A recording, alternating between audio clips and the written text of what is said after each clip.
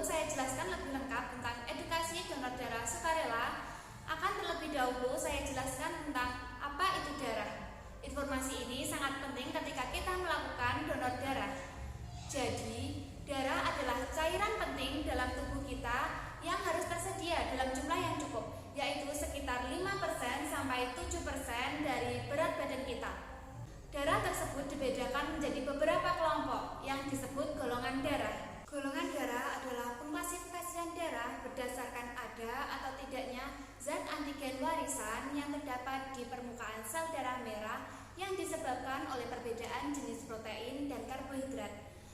Untuk golongan darah ada 4, yakni golongan darah A, golongan darah B, golongan darah AB, dan golongan darah O. Dari masing-masing golongan darah ini terdapat agglutinogen atau antigen yang berada di sel darah merah, serta ada agglutinin atau antibodi yang terdapat pada serum dan genotip. Bisa dilihat pada tabel berikut. Lanjut pada fungsi darah. Fungsi darah ada 4, yakni yang pertama adalah membawa oksigen dari paru-paru ke sel-sel tubuh. Yang kedua adalah membawa karbon dioksida dari sel-sel tubuh menuju paru-paru kemudian dikeluarkan. Yang ketiga adalah mengatur suhu tubuh. Yang keempat adalah mengganti sel-sel yang rusak. Bisa dilihat pada gambar berikut. Jika seseorang mengalami kecelakaan atau sakit yang menyebabkan kekurangan darah, maka jiwanya bisa terancam dan perlu dilakukan transfusi darah. Nah, di sini donor darah mengambil peran yang sangat penting untuk menyelamatkan jiwa sang pasien. Berlanjut pada kegiatan donor darah. Sebenarnya donor darah itu apa sih?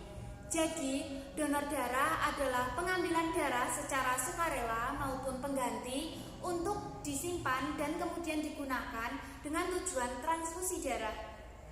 Sedangkan transfusi darah adalah proses pemindahan darah dari seseorang yang sehat dan memenuhi persyaratan ke seseorang yang membutuhkan.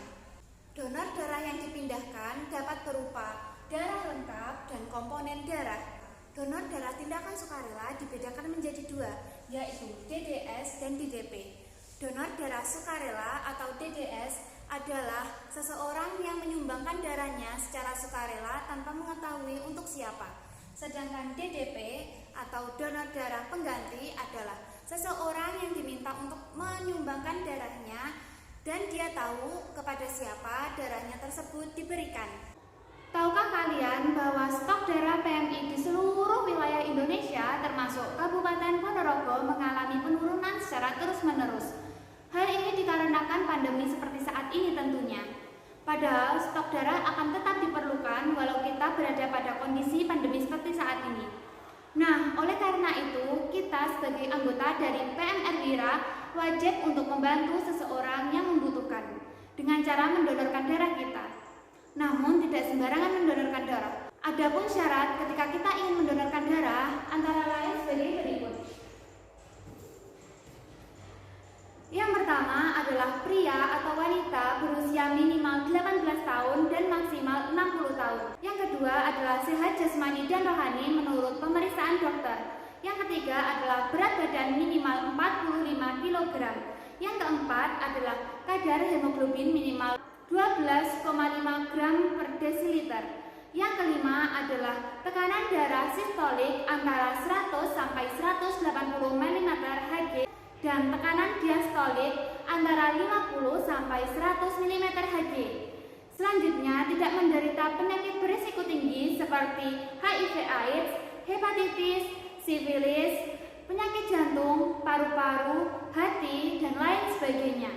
Nah, bagi perempuan yang sedang haid, hamil, atau menyusui tidak diperkenankan untuk mendonorkan darahnya. Lalu apa saja sih manfaat ketika kita mendonorkan darah kita? Ada banyak sekali manfaat ketika kita mendonorkan darah kita.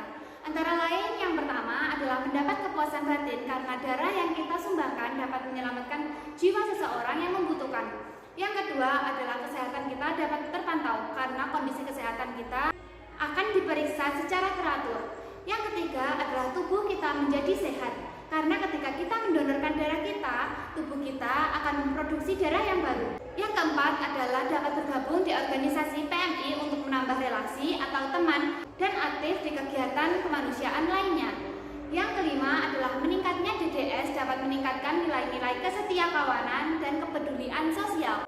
Ketika kita ingin mendonorkan darah kita, ada pun langkah-langkah yang harus kita lakukan, antara lain yang pertama adalah datang ke UTD atau unit transfusi darah. Yang kedua adalah mengisi formulir donor darah yang berisi identitas dan riwayat kesehatan. Yang ketiga adalah petugas akan memeriksa kesehatan calon donor dengan syarat yang telah ditentukan.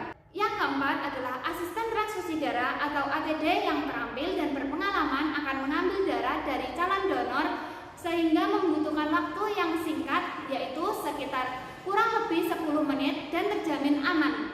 Yang terakhir adalah calon donor mendapatkan kartu tanda anggota. Kartu ini menandakan bahwa pemilik telah mendonorkan darahnya. Oke, perlu diingat, setelah 2,5 atau 3 bulan datang lagi ke UTD untuk mendonorkan darah.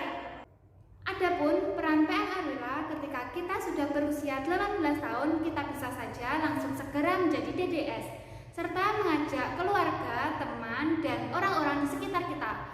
Selain itu, kita juga bisa mengadakan kegiatan donor darah di sekolah dengan menghubungi UTD terdekat. Nah, kita juga bisa berkampanye tentang donor darah. Sekian video edukasi donor darah sukarela dari saya. Bila ada salah kata, mohon dimaafkan. Assalamualaikum warahmatullahi wabarakatuh.